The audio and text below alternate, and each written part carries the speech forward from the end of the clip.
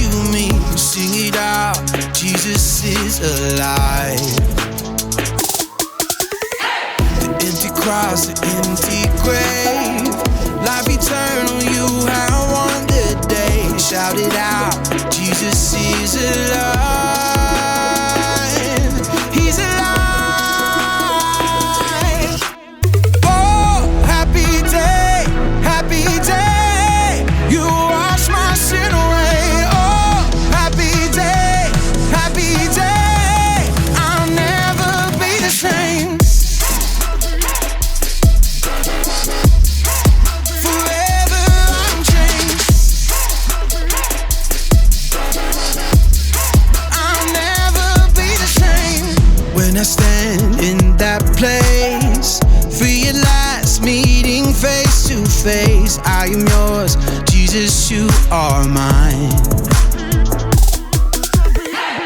In this joy, perfect peace, earthly pain finally will cease. Celebrate, Jesus is alive. He's alive. Oh, happy day, happy day. You wash my sin away.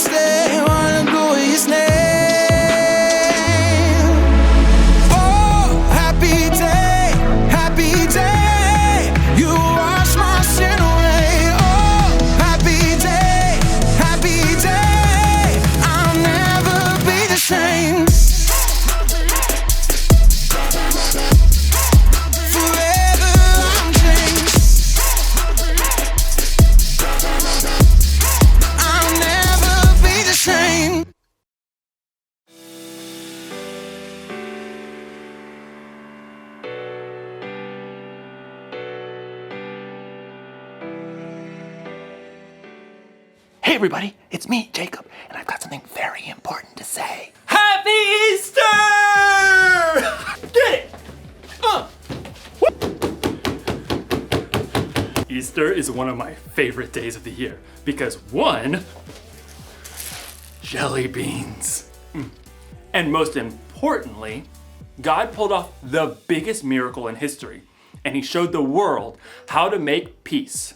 Peace is proving you care more about each other than winning an argument. And on Easter, we celebrate how God made peace with us. They should call it Peaster. Or maybe not. Anyway, you're probably thinking, why would God need to make peace with me? I mean, we're not in an argument. Well, that's a long story. A really long story. To answer that, you have to go all the way back to the beginning. It's like this. People, you get it? People, beep, beep, beep, beep, beep, beep, beep, beep. People were really close to God. And then something happened, something bad. And it separated God from the people. God's friendship with us was broken, and something had to be done. But don't worry, God had a plan, and you'll find out all about God's plan in today's story, the greatest story ever told. The story of Easter! Woo! Yeah, Easter! Yeah, Easter! Jelly beans! God's plan! Okay, one more jelly bean. I gotta save these for later. One more. That one was popcorn flavored. The Bible. It's 66 books of history, stories, letters, and poetry that fit together to form God's one big story. The epic adventure of how He created us and loves us so much that He made a way to rescue us. As we travel through the Bible, from Genesis to Revelation, we discover people who met God and found their lives changed forever. Now, for an amazing story. Inspired by the entire Bible. In the beginning, God created a magnificent paradise, and everything in it was good. He created water and land and plants and trees and birds and fish and animals. And then, from the very dust of the earth, God created a man called Adam. He created a woman called Eve. They were the first two people on earth, made in God's image, living peacefully in paradise. Adam and Eve were friends with God, but then they made a terrible choice. God had given Adam and Eve one rule.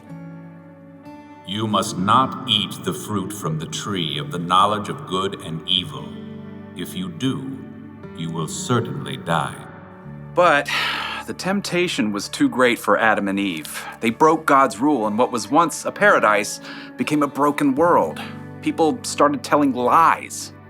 It was the woman you put here with me. She made me eat it. Brother fought against brother.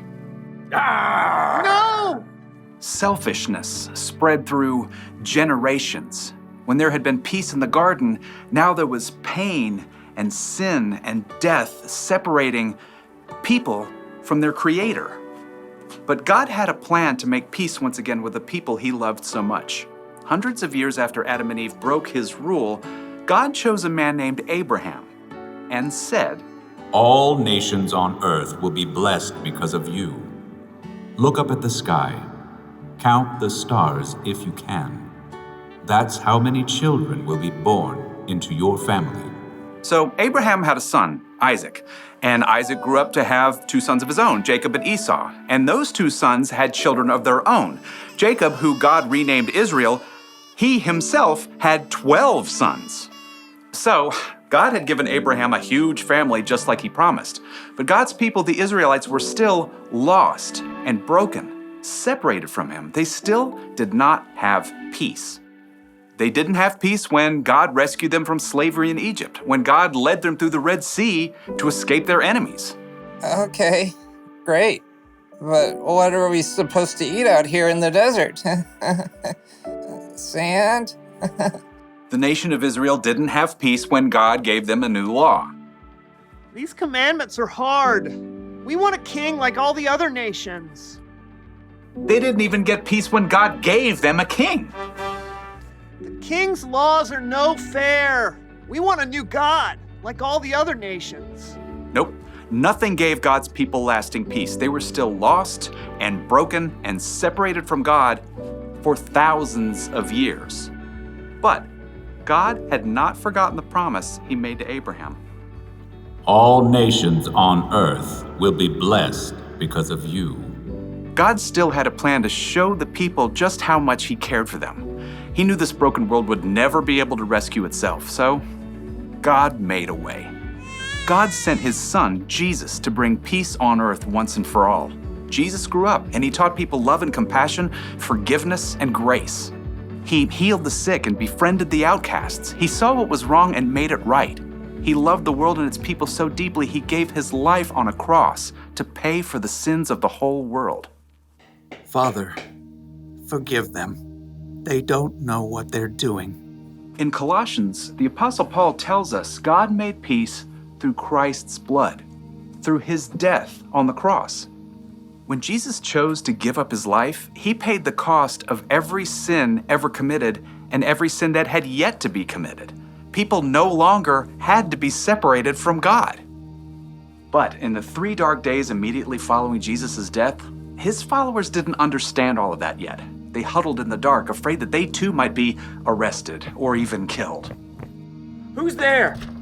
Early on the morning of the 3rd day, Mary Magdalene arrived at the home where the disciples were staying. They have taken the Lord out of the tomb. We don't know where they have put him. The disciples stared at each other in shock.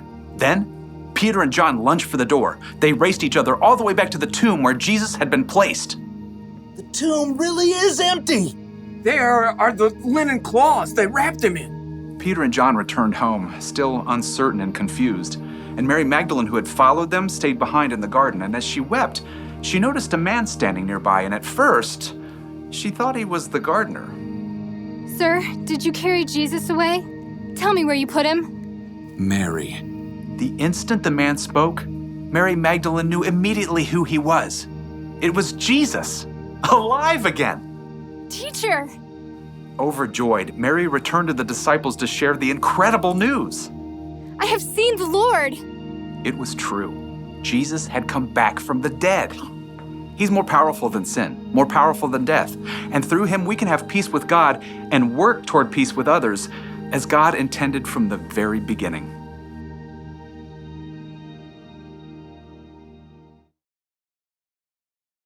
So it's like this. All of history, every moment of God's story led up to the life, death, and resurrection of God's Son, Jesus. Sin separated people from God. That was a problem that we couldn't fix. So God sent his Son, Jesus. And after Jesus' death, he beat sin. And after that, he beat death itself. So I guess you could say that Jesus was kind of like a bridge between people and God. That made it possible for us to reconnect with God. The Apostle Paul once wrote, God was pleased to bring all things back to himself. God made peace through Christ's blood by his death on the cross. Because of Jesus, we can be close to God again. We're at peace. Jesus is alive, and he's made a bridge that will last forever. So, here's the one thing to remember today. God made peace with us. Remember that this Easter. Remember that every day. Really think about what Jesus did for you and tell God how grateful you are, and don't just keep it to yourself either. Share the peace of God with others by telling them about Jesus or by loving them like Jesus loves us. I'll see you next time.